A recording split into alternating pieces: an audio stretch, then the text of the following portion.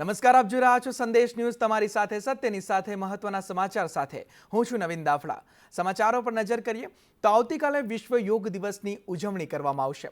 ગુજરાત યોગ board chairman શિષપાલ રાજપૂતે નિવેદન આપ્યું છે। આવતીકાલે જ્યારે વિશ્વ યોગ દિવસ છે ત્યારે ઉજવણી કરવામાં આવશે। 11મા આંતરરાષ્ટ્રીય યોગ દિવસની ઉજવણી થશે। રાજ્ય કક્ષાની ઉજવણી વડનગર ખાતે થશે। વડનગરમાં મુખ્યમંત્રી ભૂપેન્દ્ર પટેલ હાજર રહેશે અને અમદાવાદમાં કેન્દ્રીય ગૃહમંત્રી અમિત શાહ જોડાશે। પ્રહલાદનગર ગાર્ડન ખાતે અમિત શાહ હાજરી આપશે। વડનગરના 11 સ્થળ પર ઉજવણી કરવામાં આવશે। વડનગરમાં 11,000 કરતાં વધુ લોકો યોગ કરશે। કુલ 311 જેટલી જગ્યાઓ પર કાર્યક્રમો થશે। ત્યારે અમદાવાદમાં કેન્દ્રીય ગૃહમંત્રી અમિત શાહ પ્રહલાદનગરમાં કાર્યક્રમમાં જોડાશે, યોગમાં ભાગ લેશે અને મુખ્યમંત્રી ભૂપેન્દ્ર પટેલ આવતીકાલે વડનગર જશે અને ત્યાં યોગ કાર્યક્રમમાં તેઓ ભાગ લેશે। રાજ્યસ્તરીય કાર્યક્રમ વડનગરમાં થવા જઈ રહ્યું છે। અમારા દેશના વડાપ્રધાન આદરણીય નરેન્દ્રભાઈ મોદીની જન્મભૂમિથી જેને યોગ આખા વિશ્વને આપ્યું છે, આપણા સૌ ભારતીયો માટે ગર્વ અને ગૌરવની વાત છે। તો વડનગર એક ઐતિહાસિક નગરી છે। 11મા આંતરરાષ્ટ્રીય યોગ દિવસના અવસર પર 11 લોકેશન પર અમે કાર્યક્રમ કરી રહ્યા છીએ। લગભગ 11,000 લોકો એ કાર્યક્રમમાં ભેગા થશે અને અમે એક Guinness book of world record પણ બનાવીશું વડનગર ખાતે, જેમાં માન્ય મુખ્યમંત્રી શ્રી આદરણીય ભૂપેન્દ્રભાઈ પટેલ, આદરણીય હર્ષભાઈ સંઘવીજી, આદરણીય ઋષિકેશભાઈ પટેલ સ્વાસ્થ્ય મંત્રીજી ઉપસ્થિત રહેવાના છે। બધા સાંસદો અને ધારાસભ્યો, અધિકારીઓ પણ એ કાર્યક્રમમાં ઉપસ્થિત રહેવાના છે। વડનગરની સાથે સાથે એવા જ મોટા જ કાર્યક્રમ લગભગ 311 જગ્યાએ અમે આખા ગુજરાતમાં કરી રહ્યા છીએ। આ તરફ આણંદના ખંભાતમાં ઠેર ઠેર વરસાદી પાણી ભરાયા। ખંભાત અને ગ્રામ્ય વિસ્તારમાં ધોધમાર વરસાદ વરસ્યો। મિતલી, પાંદડ, નવી આંખોલ, તરકપુરમાં વરસાદી માહોલ જામ્યો। કલમસર, ઉંદેલ, કંસારીનગર, જીણઝમાં પણ વરસાદી માહોલ જામ્યો હતો। ઠેર ઠેર વરસાદી પાણી ભરાયા। નવાગામ સહિત જે આસપાસના ગ્રામ્ય પંથકો છે ત્યાં પણ વરસાદ વરસ્યો અને વરસાદના કારણે રોડ રસ્તા જળમગ્ન બન્યા છે।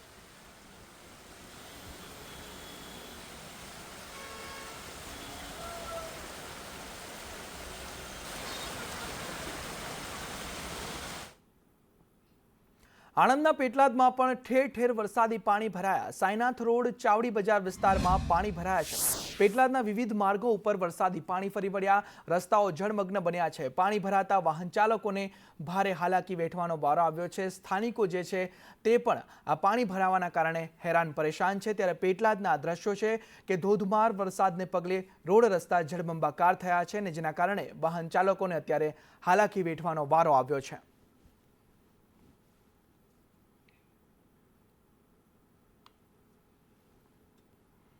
આ તરફ છોટાઉદેપુરમાં ઓરસંગ નદીનો આડબંધ ઓવરફ્લો થયો છે। ગઈકાલે ભારે વરસાદથી ઓરસંગ નદીમાં ઘોડાપૂરની સ્થિતિ સર્જાઈ હતી। ઓરસંગ નદીમાં પૂરથી જોજવા આડબંધ જે છે તે ઓવરફ્લો થયો છે। આડબંધ ઓવરફ્લો થતા આહલાદક દ્રશ્યો પણ સર્જાયા હતા। ત્યારે જુજવા ખાતે પહોંચતા જોજવા આડબંધ ઓવરફ્લો થયો છે। ચાલુ વર્ષે સિઝનની શરૂઆતમાં જ આ આડબંધ ઓવરફ્લો થઈ ગયો છે। પહેલા જ વરસાદે આ ઓવરફ્લો થયો છે અને આડબંધ ઓવરફ્લો થતાં આહલાદક દ્રશ્યો સર્જાયા હતા અને તેને જોવા લોકો પણ ઉમટી પડ્યા હતા। ત્યારે ઓરસંગ નદીનો આડબંધ અત્યારે ઓવરફ્લો થયો છે અને પ્રથમ વરસાદમાં જ આ આડબંધ ઓવરફ્લો થયો છે।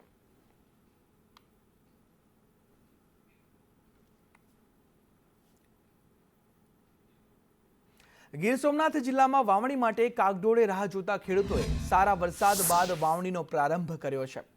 વેરાવળ, સૂત્રાપાડા, કોડીનાર અને ઉના આસપાસના પંથકમાં 15 અને 16 જૂને વરસેલા 4 થી 5 ઇંચ વરસાદને કારણે ધરતીપુત્રોમાં ખુશી જોવા મળી છે।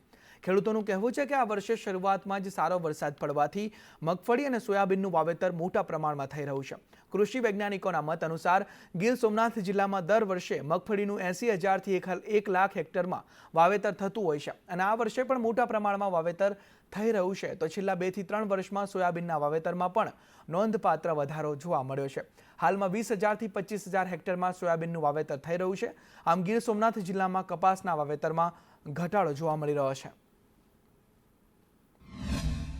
જૂનવે વરસાદ, વાવણી લાયક વરસાદ બહુ સારામાં સારો 5 થી 6 ઇંચ પાણી પડી ગયું છે ને બિયારણ કોઈ પણ વાય તો એ ખેડૂત સંતોષકારક વાહે ને બહુ સારો વરસાદ। વાવેતર અત્યારે અમે સિંગનું વાવેતર કરેલ છે ને વાવણી આ 18 થી 20 જૂનમાં ચાલુ થઈ।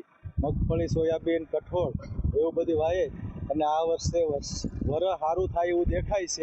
ખાસ કરીને આમ જોઈએ તો ગીર સોમનાથ જિલ્લામાં જ્યાં પાણીની સગવડતા હતી ત્યાં તો વહેલું વાવેતર કોરડાની મગફળીનું વાવેતર થઈ ગયું હતું, પરંતુ આમ જોઈએ તો રેગ્યુલર 15 જૂનથી જે ખૂબ સારો વરસાદનો રાઉન્ડ આખા આમ તો સૌરાષ્ટ્ર અને ગુજરાતની અંદર આવ્યો છે. રાઉન્ડની અંદર ઘણી જગ્યાએ ડેમ છલકાઈ ગયા, પાણીનું પણ ખૂબ સારી સગવડતા થઈ ગઈ. તો ગીર સોમનાથ જિલ્લાની અંદર પણ આ વરસાદ બાદ એટલે મોટાભાગના જે વિસ્તારોમાં વાવણી થઈ ગઈ છે. વાત અમદાવાદની કરીએ તો અમદાવાદમાં સામાન્ય વરસાદમાં લોકોની સમસ્યામાં વધારો થયો છે. મહાનગરપાલિકાની અધૂરી કામગીરીના કારણે ગોદરેજ ગાર્ડન સિટીમાં રહીશો ત્રાહિમામ પોકારી ઉઠ્યા છે. સોસાયટીમાં વરસાદી પાણી નિકાલની કોઈ વ્યવસ્થા ન હોવાથી ઘૂંટણસમાં પાણી ભરાઈ જાય છે અને જેથી સ્થાનિકોને ભારે હાલાકી ભોગવવી પડે છે.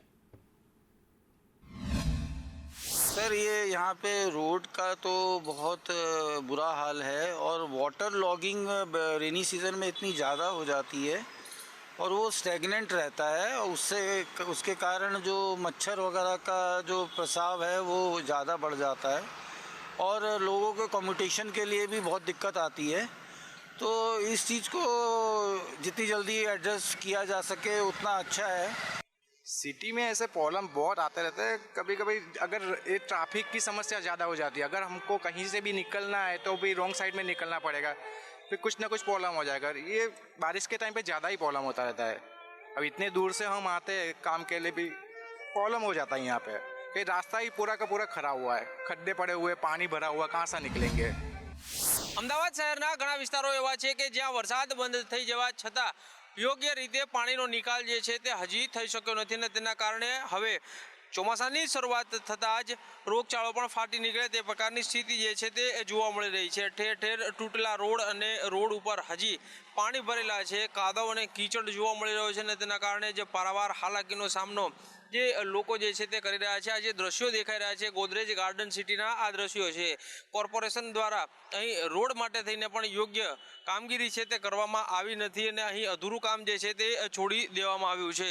જ્યારે વરસાદ આવે ત્યારે અહીં ઘૂંટણસમાં પાણી જે છે તે ભરાઈ જતા હોય છે અને એવા સંજોગોમાં જો કોઈ વાહન ચાલક અહીંથી પસાર થાય તો ચોક્કસ તેનો અકસ્માત થાય તે પ્રકારની સ્થિતિ જે છે તે અહીં જોવા મળી રહી છે. ત્યારે આવા સંજોગોમાં કોર્પોરેશન દ્વારા કહેવામાં આવ્યું હતું કે 10 જૂન પહેલાં તમામ કામગીરી જે છે તે પૂર્ણ કરી દેવામાં આવશે, પરંતુ ઘણી જગ્યાએ કામગીરી જે છે તે હજી અધૂરી છોડી દેવામાં આવી છે અને તેના કારણે ભવિષ્યમાં અકસ્માત પણ થાય તે પ્રકારની સ્થિતિ જોવા મળી રહી છે.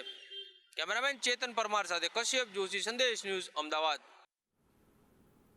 આ તરફ વલસાડના ધરમપુરમાં બ્રિજ પર ગાબડું પડ્યું. નેશનલ હાઈવે 56 પર માન નદીના બ્રિજ પર આ ગાબડું પડ્યું છે. ભારે વરસાદના કારણે બ્રિજ પર ગાબડું પડ્યું ત્યારે માન નદીના બ્રિજ ઓર આંસુરા નજીક આ ગાબડું પડવાની ઘટના બની છે. ગાબડું પડતા માર્ગ અને મકાન વિભાગ જે છે તે દોડતું થઈ ગયું હતું અને ગાબડું રિપેર કરવા માટે કામગીરી કરવામાં આવી હતી.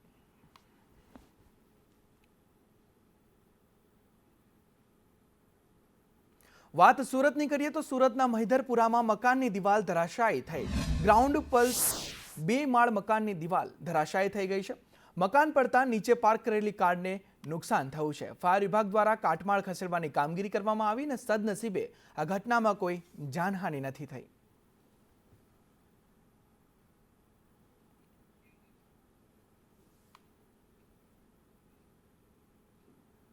જૂનાગઢ મહાનગરપાલિકાના જનરલ બોર્ડમાં હોબાળો મચ્યો. વિવિધ પ્રશ્નોને લઈ વિપક્ષે મચાવ્યો હોબાળો.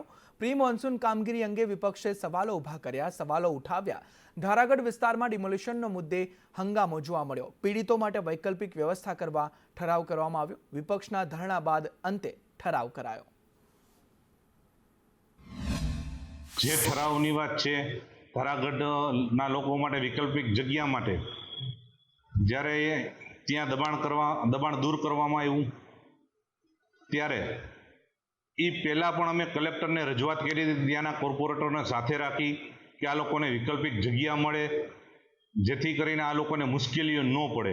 મધુરમ વિસ્તારમાં જે આંબેડકરની પ્રતિમા છે તે આપણા બંધારણના ઘડવૈયા છે, તેને ધ્યાનમાં રાખી ટ્રાફિકમાં અડચણ ન આવે તેને ધ્યાનમાં રાખી આનો પણ ઠરાવ કરવામાં આવ્યો છે. શાસકો જવાબ નહોતા આપી શકતા, એનું મુખ્ય કારણ છે કે એમાં ખૂબ ભ્રષ્ટાચાર થયો છે.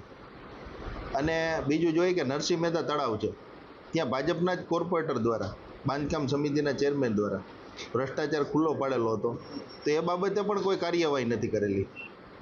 એટલે આવી અનેક બાબતો છે કે જે પ્રોજેક્ટ હતા એમાં જેટલી ભયંકર બેદરકારીઓ છે, એમાં એજન્સી સામે પગલાં લેવા માટે અને તાત્કાલિક સારામાં સારી લોકોને સુવિધા મળે એ રીતની કામગીરી કરવા અમે રજૂઆતો કરેલી હતી. જામનગર મહાનગરપાલિકાની સામાન્ય સભામાં હોબાળો મચ્યો. બોર્ડ કાર્યવાહીનો અધિકારીઓએ બહિષ્કાર કર્યો છે. વિપક્ષ સભ્ય આનંદ રાઠોડની ટિપ્પણીને લઈ આ વિરોધ કરવામાં આવ્યો. કમિશનર ડીએન મોદી વિશે ટિપ્પણી તેઓએ કરી હતી ને જેના કારણે આ વિરોધ નોંધાવવામાં આવ્યો. ટિપ્પણીને અયોગ્ય ગણાવી અધિકારીઓએ વોકઆઉટ કર્યું ત્યારે શાસક પક્ષ આવ્યું અધિકારીઓના સમર્થનમાં. અધિકારીઓએ વોકઆઉટ કરતા સભા પૂરી કરવામાં આવી. આજના બોર્ડમાં ચાલુ અધિકારીઓ વયા નથી ગયા, મને પૂછીને ગયા છે કમિશનર સાહેબના, કારણ કે જે વિરોધ પક્ષના સભ્યો હતા એ મજાક બનાવી, જે આ જનરલ બોર્ડ છે એમાં સભ્યતા હોવી જોઈએ, સેન્સ હોવી જોઈએ. એ સેન્સ અને ગમે ત્યારે ગમે તેને વ્યક્તિગત અધિકારી હોય, ડિપાર્ટમેન્ટના કોઈ અધિકારી હોય, કમિશનરશ્રી હોય, ડેપ્યુટી કમિશનર હોય, સિટી એન્જિનિયર, જાની સાહેબ, ગમે વ્યક્તિગત ટાર્ગેટ બનાવવો, વ્યક્તિગત લાંછન લગાવવું અને જે અશોભનીય શબ્દ કાઢવા એ અયોગ્ય કહેવાય. એટલે એના માટે થઈ અને આ બોર્ડ અમે દરખાસ્ત કરેલું હતું, મને મારી રજા લઈને ગયા છે. આજના બોર્ડની માલિપાર જે 4-5 એજન્ડા લેવામાં આવ્યા એમાં ક્લાસ 1 ઓફિસરોને પ્રમોશન કરવાનો મુદ્દો હતો, બરોબર છે. મારો વ્યક્તિગત વિરોધ હતો આ બધી વસ્તુથી અને મારા પછી બહુમતીથી આ પ્રમોશન બહાલી આપી દેવામાં આવેલી છે, બરોબર છે. અને છેલ્લે જ્યારે આપણા પબ્લિકના અને પ્રતિનિધિઓના હિતની ચર્ચા માટે થઈને જ્યારે બોર્ડ આગળ વધતો હતો ત્યારે ન કરવાની એવી એક અધિકારીઓ ટિપ્પણી સભ્યશ્રીના વ્યક્તિગત ફેમિલી વિશે કરીને અધિકારીઓએ બધે વોકઆઉટ કર્યો છે. જામનગર રંજીત સાગર રોડ પર પેટ્રોલ પંપની પાછળના ભાગે ₹13.29 કરોડના ખર્ચે અને હાપા માર્કેટિંગ યાર્ડ સામે ₹10.66 કરોડના ખર્ચે 50 બેડની સુવિધા ધરાવતા સામૂહિક આરોગ્ય કેન્દ્રનું મુખ્યમંત્રીના હસ્તે લોકાર્પણ કરવામાં આવ્યું હતું. પરંતુ ખાટલે મોટી ખોડ એ છે કે આરોગ્ય કેન્દ્રોમાં જરૂરી સાધનોનું ટેન્ડરિંગ જ કરાયું નથી. એટલું જ નહીં, પીડિયાટ્રિશિયન અને ગાયનેકોલોજિસ્ટના ભરતીના 2 પ્રયત્ન નિષ્ફળ જતા હવે 3જો પ્રયત્ન હાથ ધરવામાં આવશે.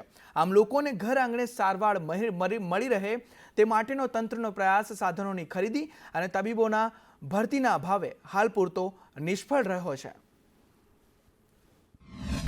જામનગર શહેરમાં બેડીબદ રિંગ રોડ ઉપર આવેલ એ મિની હોસ્પિટલ તરીકે સરકારે જે ઓપનિંગ કરેલ છે એ ઓપનિંગ જ ખાલી કરેલ છે. ત્યાં પછી કોઈ નથી ડૉક્ટરની ભરતી કરેલ, નથી કોઈ સ્ટાફની ભરતી કરેલ અને નથી કોઈ જાતની દવાઓ ત્યાં હાજર અને કોઈ જાતનું મેનેજમેન્ટ પ્લાનિંગ સરકાર પાસે છે નહીં. માત્ર ને માત્ર ખાલી ઓપનિંગ કરી નાખ્યું છે. હવે એક સરકારને મારી એક રજૂઆત છે સરકારશ્રીને કે પહેલાં હવે ઓપનિંગ કર્યા પહેલાં ડૉક્ટરોની નિમણૂક કરે, સ્ટાફની ભરતી કરે, તે બધું કર્યા બાદ પછી ઓપનિંગ કરે, જેથી કરીને લોકો એનો લાભ લઈ શકે. આ તો એવું થાય છે કે ખાલી માત્ર ને માત્ર ફોટો પડાવવા માટે ઓપનિંગો થાય છે. આ જામનગર શહેરમાં આ સિવાય પણ બીજી અન્ય હોસ્પિટલની પણ આ જ પરિસ્થિતિ છે.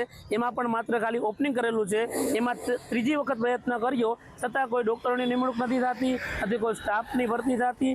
આ લોકો માત્ર ને માત્ર ખાલી ઓપનિંગો કરી નાખે છે. તે પછીનો કોઈ સરકારશ્રી પાસે આગળનો કોઈ જાતનો પ્લાનિંગ જ નથી.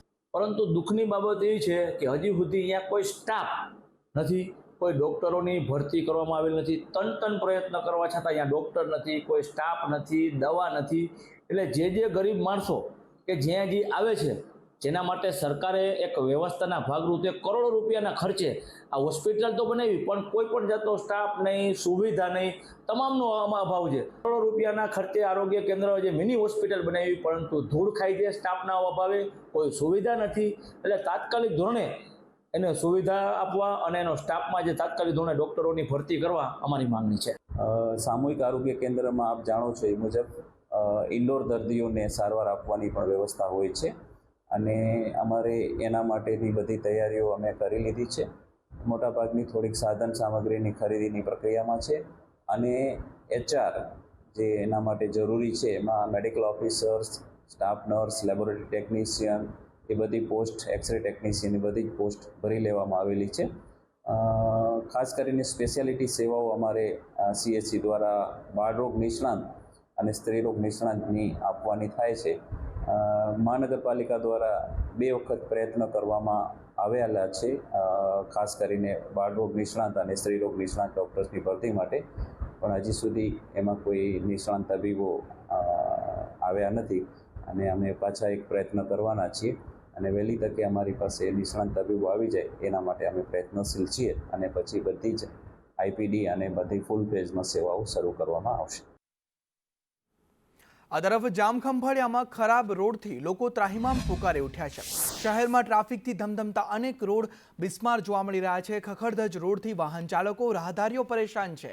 રોડ પર મસમોટા ખાડાથી અકસ્માતનો ભય પણ સેવાઈ રહ્યો છે. ત્યારે તાત્કાલિક રોડ રિપેર કરવા હવે સ્થાનિકો માંગ કરી રહ્યા છે કે જલ્દીમાં જલ્દી કાર્યવાહી કરવામાં આવે અને રોડ રિપેર કરવામાં આવે. અહીંયા અમારે અત્યારે એક પ્રશ્ન છે કે જે આ નગરપાલિકા છે, આપણો જે રોડ છે જે ગામમાં જવાનો છે તેમાં આટલા ખાડા છે કે માણસો અત્યારે હેરાન થાય છે અને વરસાદી જ્યારે ટાઈમ થાય છે અને વરસાદનું ફૂલ પડે છે ત્યારે ખાડા દેખાતા નથી અને કોઈની ગાડી સ્લીપ થાય છે અને એવી ઝીણી મોટી અહીંયા ઘટના બનતી રહે છે.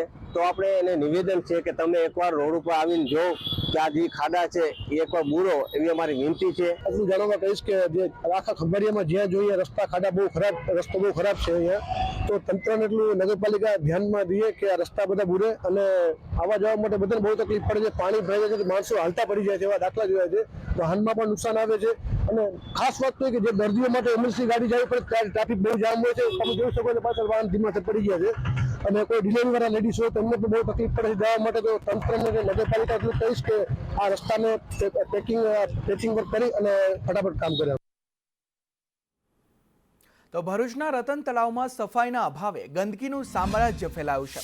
તળાવમાં અવારનવાર થતા કાચબા અને માછલીઓના મોત તેમજ તેનાથી ફેલાતી દુર્ગંધને કારણે સ્થાનિકો અકળાઈ ઉઠ્યા છે. રોષિત લોકોએ આખરે આ અંગે ચીફ ઓફિસરને રજૂઆત કરી હતી. ખાસ વાત તો એ છે કે આ તળાવના બ્યુટિફિકેશન માટે કરોડોની ગ્રાન્ટ મંજૂર થઈ હોવા છતાં કંઈ કામગીરી કરવામાં નથી આવી. સ્થાનિકોની રજૂઆતને લઈ ચીફ ઓફિસર હરીશ અગ્રવાલ અને ભરૂચ જિલ્લા ભાજપ પ્રમુખ પ્રકાશ મોદીએ તળાવની મુલાકાત લીધી હતી. તે દરમિયાન સ્થાનિકોએ પણ હાજર રહી તળાવની સાફ સફાઈ કરાવવા ઉગ્ર રજૂઆત કરી હતી. અહીંયા રતન તળાવની અંદર છેલ્લા 5-7 વર્ષથી કોઈ સફાઈ થઈ નથી. એના કારણે રતન તળાવમાં ખૂબ ગંદકી થઈ ગઈ છે અને ગંદકીના કારણે હમણાં હાલમાં જ ઘણી માછલીઓ અને જે 100-200 વર્ષ જીવે તે ગંગા નદીના કાચબા મૃત્યુ પામ્યા છે.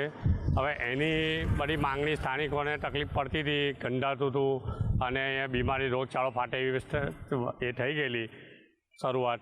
તો નગરપાલિકાને રજૂઆતો કરી. હવે નગરપાલિકાએ આજરોજ ટીમ મૂકી છે સાફ સફાઈ માટે.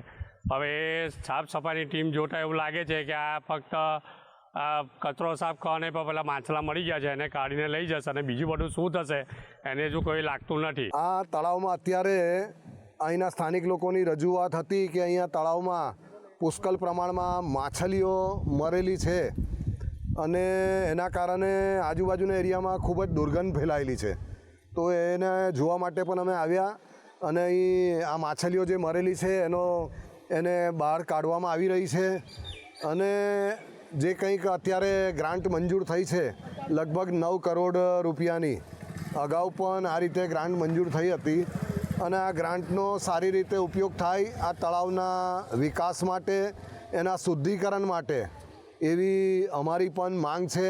રતન તળાવમાં મચ્છી અને કાચબાઓ મૃત્યુ પામે છે અને ત્યાં આગળ ગંદકી છે અને ધારાસભ્યને પણ રજૂઆત કરવામાં આવી હતી. એ ધ્યાનમાં લઈને નગરપાલિકાના મુખ્ય અધિકારી અને નગરપાલિકાની ટીમ સાથે રહીને નિર્ણય કરવામાં આવ્યો છે કે આજરોજ ત્યાં આગળ સાફ સફાઈ તળો પર ઉતારીને પવડીના માણસો, સેનિટેશનના માણસોથી સાફ સફાઈ કરવામાં આવી રહી છે અને રતન તળાવ માટે આપણને ડેવલપિંગના 9 કરોડ રૂપિયા જે મળવાપાત્ર હતા એ મળ્યા છે. એને અનુસંધાનમાં પણ આપણે સાફ સફાઈ શરૂ કરી છે જેથી કરીને આપણે નવીનીકરણમાં વહેલી તકે આગળ વધીએ અને એ કામ પણ આપણે વહેલી તકે પૂર્ણ કરીશું. આ તરફ હાલોલ પેનોરમાં ચોકડી પાસે પ્લાસ્ટિક ફેક્ટરીમાં રેડ પાડવામાં આવી. પ્લાસ્ટિક ફેક્ટરીમાં ટાસ્ક ફોર્સ કમિટીએ દરોડા પાડ્યા હતા અને ઓછા માઇક્રોન યુક્ત પ્લાસ્ટિકથી બનાવાતા હતા થેલી, ત્યારે હાલોલથી ગુજરાત બહાર વેચવાનો કૌભાંડનો પર્દાફાશ કરવામાં આવ્યો છે. ઓછા માઇક્રોન પ્લાસ્ટિકનું 57.75 ટન મટીરિયલ જપ્ત કરવામાં આવ્યું છે. ગુજરાત બહાર ઉત્તર પ્રદેશ, મધ્યપ્રદેશ અને રાજસ્થાનની ટ્રક લોડ થતી હતી, તેમાં કાર્યવાહી કરવામાં આવી છે. દરોડા પાડીને આગળની કાર્યવાહી પણ હાથ ધરવામાં આવી છે. હાલોલ પનોરમા ચોકડી પાસે આવેલ નિજલ ફેક્ટરીની અંદર 3 લોજિસ્ટિક માંથી પ્રતિબંધિત પ્લાસ્ટિક પકડાયું. એ લગભગ ટ્રકો લોડેડ હતી, એની સાથે 57 ટન જેટલું પ્લાસ્ટિક છે, જેની માર્કેટ વેલ્યુ લગભગ 70 લાખ જેટલી થાય છે. અને આઉટ સ્ટેટની 3 ટ્રકો છે, યુપી, એમપી અને રાજસ્થાનની. તો સુરત મહાનગરપાલિકા સંચાલિત પ્રાથમિક શાળાઓમાં છેલ્લા કેટલાક વર્ષોથી શિક્ષકોની ઘટ રહેલી છે. જો કોન્ટ્રાક્ટથી શિક્ષકોની ભરતી કરવામાં આવે તો વર્ષ પૂરું થાય એટલે ફરી શિક્ષકો માટે સમિતિને પત્ર લખવો પડે છે. એવામાં હાલ ચૂંટણીને લઈ ભરતી પ્રક્રિયા પણ રદ કરવામાં આવી છે, જેની સીધી અસર વિદ્યાર્થીઓના અભ્યાસ પર પડી રહી છે. જેથી વહેલી તકે શિક્ષકો ફાળવવા માટે શાળા નંબર 135 અને 137માં આચાર્યએ નગર પ્રાથમિક શિક્ષણ સમિતિના અધ્યક્ષને લેખિતમાં રજૂઆત કરી છે.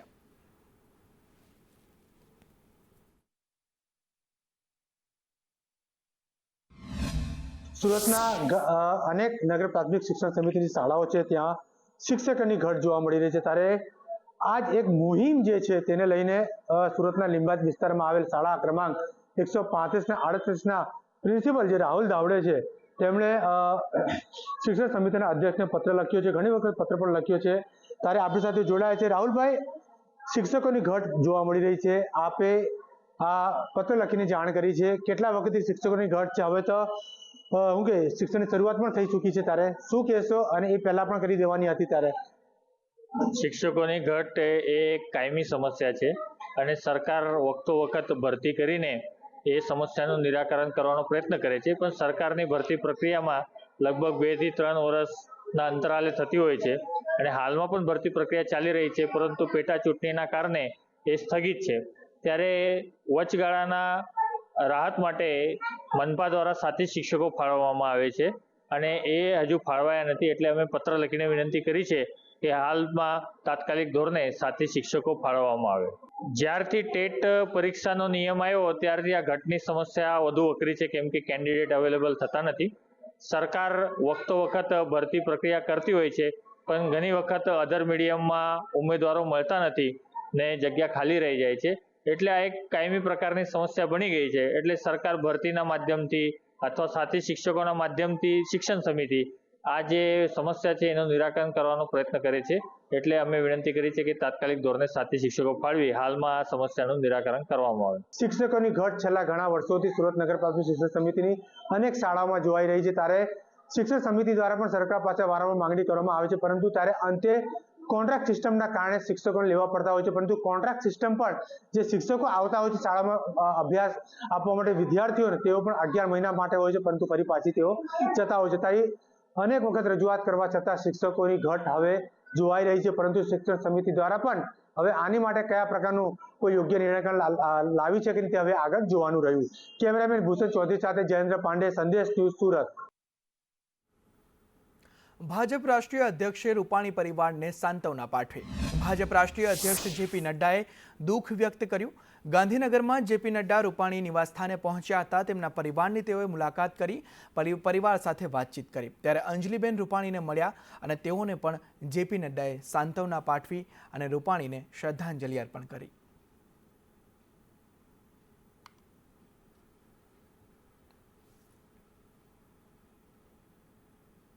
આ તરફ કમલમમાં સ્વર્ગીય વિજયભાઈ રૂપાણીની પ્રાર્થના સભાનું આયોજન કરવામાં આવ્યું.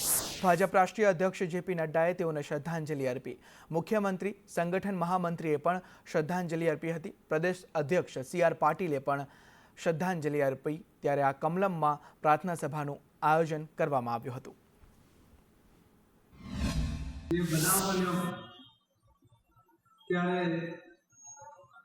વિજયભાઈ પણ એ જ પ્લેનમાં હતા. એની ખરાઈ જ્યારે થઈ અને હૃદય ધબકારા ચૂકી જાય એ પ્રકારનો એક આંચકો જરૂર હતો. આજે આપણી વચ્ચે નથી, પરંતુ એમનું ફેમિલી એ અહીંયા છે. પણ ફેમિલી એટલે એમના પત્ની કે બાળકોને આપણે બધા જ એના ફેમિલીના સભ્યો છીએ. આપણા બધા જ ઉપર આ દુઃખ પડ્યું છે, પણ એને સહન કરવાની તાકાત भगवान આપણને બધાને આપે એવી આપણે પ્રાર્થના કરવી પડે. उनको बहुत कम समय हुआ था पंजाब में, लेकिन मैं किसी पंजाब के कार्यकर्ता से बात करूं तो उसको ऐसा लगता था जैसे रूपानी जी उनके अपने. मैं रूपानी जी से बात करूं तो मुझे ऐसा लगता था कि इनको पंजाब पूरा ग्राह्य हो गया है, पूरी तरीके से ये पंजाब को समझ चुके हैं और कोई भी जिस तरीके से उसकी बारीकियों में जाने का सवाल उठता था तो उसमें विजय रूपानी जी कभी भी पीछे नहीं, और उसकी गहराई में उतरना, नई योजनाएं बनाना, ये रूपानी जी के कार्य करने की शैली का एक अंग है. ગુજરાતના મુખ્યમંત્રી તરીકે રાજ્યના અવિરત વિકાસમાં તેમનું મહત્વપૂર્ણ યોગદાન ભાજપ ગુજરાત હંમેશા યાદ રાખશે. તેમની ચીર વિદાયથી ગુજરાતના રાજકીય અને સામાજિક જીવનમાં પૂરી ન શકાય એવી મોટી ખોટ પડી છે. સ્વર્ગસ્થ વિજયભાઈના શોકમગ્ન પરિવારજનોને તથા દુર્ઘટનામાં જેમણે પોતાના સ્વજનો ગુમાવ્યા છે તે દરેક પરિવારજનોને આ દુઃખ સહન કરવાની પ્રભુ શક્તિ આપે અને ધૈર્ય બક્ષે તેવી પ્રાર્થના કરું. મુખ્યમંત્રીના મુખ્ય સલાહકાર હસમુખ અઢિયાની તબિયત લથડી. સ્વર્ણિમ સંકુલ 1ના કાર્યાલયમાં તેઓની તબિયત બગડી હતી. અઢિયાની તબિયત લથડતા તેઓને હોસ્પિટલ લઈ જવામાં આવ્યા. સ્વર્ણિમ સંકુલ 1 ખાતેથી હોસ્પિટલ લઈ જવાયા અને હસમુખ અઢિયા મુખ્યમંત્રીના મુખ્ય સલાહકાર છે.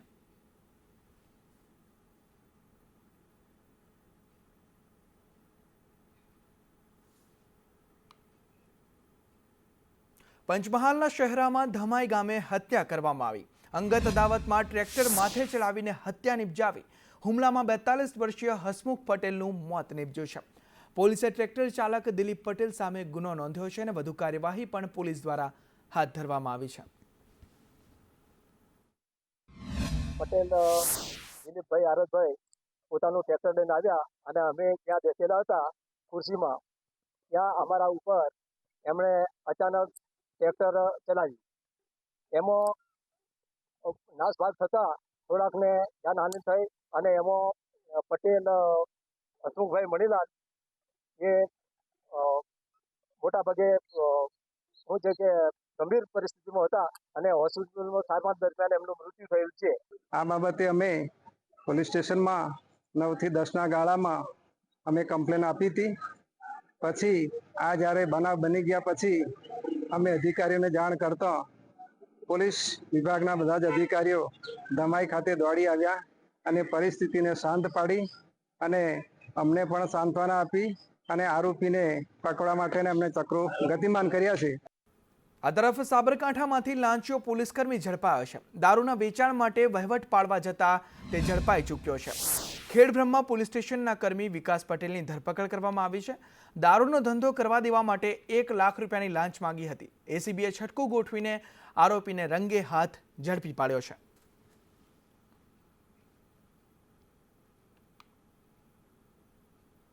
આ તરફ વિરમગામમાં મહિલા તલાટી લાંચ લેતા ઝડપાયા છે. મહિલા તલાટી ₹20,000ની લાંચ લેતા ઝડપાઈ છે. તલાટી કાશ્મીરા મકવાણા લાંચ લેતા રંગે હાથ ઝડપાયા છે. જન્મનું પ્રમાણપત્ર કઢાવવા માટે આ લાંચ માંગી હતી, જેમાં રંગે હાથ તેમને ઝડપવામાં આવ્યા છે.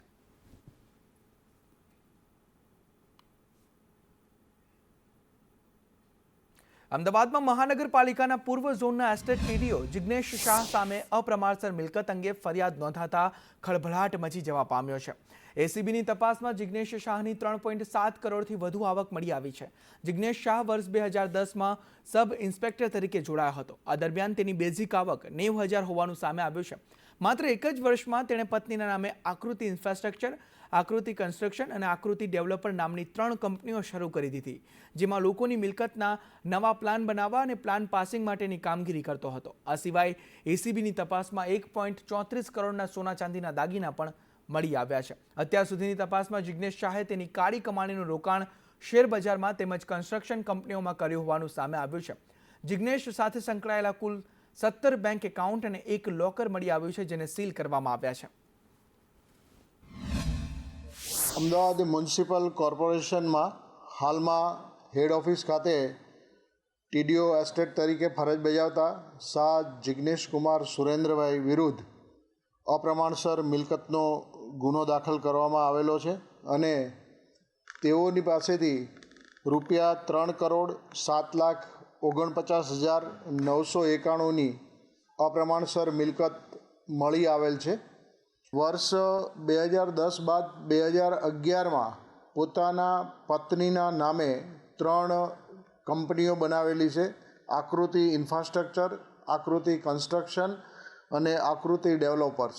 આ ત્રણેય કંપનીઓ એ ડિઝાઇનિંગ અને પ્લાન પાસ કરાવવા માટેનું કન્સલ્ટિંગનું એએમસીમાં જ કામ કરે છે. તો આ તરફ અમદાવાદમાં વધુ એક ગાર્ડનમાં જવા હવે પૈસા ચૂકવવા પડશે. લાલ દરવાજાના સરદાર બાગમાં ₹10 ચાર્જ ચૂકવવો પડશે. યુએન મહેતા ફાઉન્ડેશન દ્વારા એનું રિનોવેશન કરવામાં આવ્યું છે. ખૂબ મોટું ગાર્ડન છે અને આ જે ગાર્ડન છે એને આવતા અઠવાડિયે આપણે ફરી લોકાર્પણ કરી રહ્યા છીએ અને આજે ટેકા દરખાસ્તથી રિક્રિએશન કમિટીમાં એની ફીનું કામ મંજૂર કરવામાં આવ્યું છે. થલતેજમાં આવેલા ગોટીલા ગાર્ડનની રીતે જ સવારે 6 થી 10 મોર્નિંગ વોકર્સ માટે ફ્રી પ્રવેશ છે. આ ઉપરાંત 10 થી 12 ₹10ની ટિકિટ, 12 થી 2 ગાર્ડન બધા જે નિયમ છે પ્રમાણે બંધ રહેશે અને બપોરે 2 થી રાત્રે 10 સુધી એ ગાર્ડન લોકો માટે ખુલ્લું રહેશે, જેની ₹10 ટિકિટ રાખવામાં આવી છે. આ તરફ રાજકોટના ક્રિકેટ સ્ટેડિયમનું નવીનીકરણ કરવામાં આવશે. માધવરાય સિંધિયા ક્રિકેટ સ્ટેડિયમનું નવીનીકરણ કરવામાં આવશે. જે માધવરાવ સિંધિયા ક્રિકેટ સ્ટેડિયમ છે તેને નવું બનાવવામાં આવશે. મહાનગરપાલિકા અંદાજે 6 કરોડના ખર્ચે આ સુવિધા વિકસાવશે. ડ્રેસિંગ રૂમ, જીમ, ખેલાડીઓ માટે સુવિધા ઊભી થશે. માધવરાવ સિંધિયા મેદાન પર અનેક મેચો રમાય છે અને ક્રિકેટ ઉપરાંત સાંસ્કૃતિક કાર્યક્રમો માટે પણ સુવિધા કરવામાં આવશે અને સુવિધાઓ માટે ટેન્ડર પ્રક્રિયા શરૂ કરવામાં આવી છે. રાજકોટના રેસકોર્સ સ્થિત માધવરાવ સિંધિયા ક્રિકેટ ગ્રાઉન્ડનું નવીનીકરણ કરવા માટે મહાનગરપાલિકાએ ટેન્ડર બહાર પાડ્યા છે. અંદાજિત ₹6 કરોડ ખર્ચે રાજકોટ મહાપાલિકા દ્વારા માધવરાવ સિંધિયા ક્રિકેટ ગ્રાઉન્ડ ખાતે પ્લેયર્સ એરિયા, જીમ સહિતની વ્યવસ્થાઓ છે તે ઊભી કરવામાં આવશે. અહીંયા બેઠક વ્યવસ્થા છે તેને પણ સુદૃઢ કરવામાં આવશે. અહીંયા અત્યાર સુધીમાં અનેક આંતરરાષ્ટ્રીય મેચો છે તે રમાઈ ચૂક્યા છે, પરંતુ ખંડેરી ખાતે નવું સ્ટેડિયમ ઊભું થતાં જ આ મેદાનની ઉપલબ્ધતા માત્ર ડોમેસ્ટિક અને સ્થાનિક મેચો પૂરતી જ રહી છે. હવે મહાપાલિકાનું તંત્ર અહીંયા ન માત્ર ક્રિકેટ પરંતુ સાંસ્કૃતિક કાર્યક્રમો યોજાય તે માટેની વ્યવસ્થા પણ કરી રહી છે. ટૂંક સમયની અંદર આ ટેન્ડર અંગેનો નિર્ણય લેવાશે અને મહાપાલિકા દ્વારા શહેરીજનોને નવી જ ભેટ આપવા માટે આ જે સ્ટેડિયમ છે તેનું નવીનીકરણ કરીને લોકો માટે ખુલ્લું મુકાશે. કેમેરામેન માધવ ભટ્ટ સાથે મયુર સોની, સંદેશ ન્યૂઝ, રાજકોટ. અમદાવાદમાં ભગવાન જગન્નાથ યાત્રાની તૈયારીઓ પૂરજોશમાં ચાલી રહી છે. ભગવાન જગન્નાથ મદ્રાસી રજવાડી વેશમાં દર્શન આપશે. સંદેશ ન્યૂઝ પર જુઓ ભગવાનના સુંદર વાઘા રથયાત્રાની તૈયારી સાથે ભગવાનના વાઘા પણ તૈયાર છે. બેંગ્લોરના કાપડથી ભગવાનના વાઘા તૈયાર કરવામાં આવ્યા છે. આસમાની કલર, વ્હાઇટ રેડ વેલ્વેટથી વાઘા તૈયાર કરવામાં આવ્યા છે. ત્યારે વાઘા બનાવવામાં ગઝી સિલ્ક કાપડનો પણ ઉપયોગ કરવામાં આવ્યો છે. ડાયમંડ, જરદોશી, મોતી વર્ક, ઝરી વર્કથી વાઘા બનાવવામાં આવ્યા છે. કાનના કુંડલની સાથે મદ્રાસી સ્ટાઇલમાં હાર તૈયાર કરવામાં આવ્યા છે. 1.5 મહિનાની મહેનત બાદ 7 જોડી વાઘા તૈયાર કરવામાં આવ્યા છે. ત્યારે આભલા વર્કની ફૂલોની જ્વેલરીથી પાઘડી તૈયાર કરવામાં આવી છે. અમદાવાદના સુનિલભાઈ આ ભગવાનના વાઘા બનાવે છે. ત્યારે 22 વર્ષથી ભગવાન જગન્નાથના તેઓ વાઘા બનાવે છે. રથયાત્રાના દિવસે ભગવાન જગન્નાથ મદ્રાસી રજવાડી વેશે નગરજનોને દર્શન આપશે. સંદેશ ન્યૂઝ પર ભગવાન જગન્નાથના સુંદર વાઘા જે તૈયાર થઈ રહ્યા છે તે જુઓ. જગન્નાથના દર્શનનો લાહવો લેવા માટે અત્યારથી ભક્તો આતુર થયા છે ને હવે દિવસો થોડાક જ બાકી રહ્યા છે. ત્યારે જગતનો નાથ કયા વેશ ધારણ કરીને ભક્તોને દર્શન આપવાના છે તે સૌ કોઈ નગરજનોમાં એક કુતૂહલ હર હંમેશ જોવા મળતું હોય છે. ત્યારે આ વખતે આમ તો રજવાડી ઠાઠ હોય, રાજાશાહી ઠાઠ સાથે જગતનો નાથ ભગવાન બનીને તમામ ભક્તોને એક નાના માણસ બનીને સૌ કોઈને ભેટવા પહોંચતા હોય છે. ત્યારે આ વખતે પણ નવી ડિઝાઇનના વાઘાની સાથે પ્રથમ વખત કાનમાં કુંડલ સુંદર છે જે મોરની ડિઝાઇનના બનાવવામાં આવ્યા છે. તે સુંદર ડિઝાઇન સાથે અને અલગ જ ઠાઠ સાથે આ વખતે નગરજનોને દર્શન જગન્નાથજી આપવાના છે. જય જગન્નાથ. ખાસ કરીને આ વખતે 21 વર્ષ મારે પૂરા થાય છે અને 22 22મું વર્ષ થાય છે ભગવાનને, જે મારા હાથે ભગવાનનો ખૂબ ખૂબ આશીર્વાદ છે. જે અખાત્રીજના દિવસે મારા સિંહના હાથે મુહૂર્ત થતું હોય છે અમારે, અને વિવિધ જગ્યાએથી કાપડના સેમ્પલ પણ મંગાવતા હોય છે આપણે. અને એમાં ખાસ કરીને આ વખતે ગઈ સાલ આપણે પંજાબી જે લહેંગા સ્ટાઇલ મંગાવેલું, તો આ વર્ષે મહારાજ કે આપણે કંઈક નવું કરીએ. એટલે ભગવાન તો પૂરા દુનિયામાં વ્યાપેલા છે, જગતના નાથ જગન્નાથ પૂરી પૃથ્વી ઉપર હોય છે, તો આપણે વિવિધ જગ્યાથી કાપડના સેમ્પલ મંગાવેલા. એમાં ખાસ કરીને આપણે બેંગ્લોર છે, મદ્રાસ છે, પછી ગજીસિલ છે અને વૃંદાવન છે, એ પ્રમાણેના આપણે કાપડ મંગાવેલા. એમાંથી સિલેક્ટ કરીને આપણે 5-6 જોડી આપણે વસ્ત્રો બનાવતા હોય છે અલગ અલગ, જેમ કે અમાસ, એકમ, બીજ, મંગળા, ત્રીજ, એવી રીતે અલગ અલગ આપણે 5 જોડી વસ્ત્રો બનાવીએ છીએ. એની અંદર પણ જે પેન્ડલમાં પણ વિશેષતા હોય છે કે એની અંદર શંખ, ચક્ર, ગદા, પદ્મ, વિષ્ણુ ભગવાનના આયુધના ચિહ્નો હોય છે. અને ખાસ કરીને બલરામજી, તો બલરામજીના પણ એનું જે ચક્રનું ચિહ્ન હોય છે, સુભદ્રાજીનું હોય છે ચિહ્ન, એવી રીતના હાર આપણે બનાવડેલા છે. અને ખાસ કરીને કુંડળ.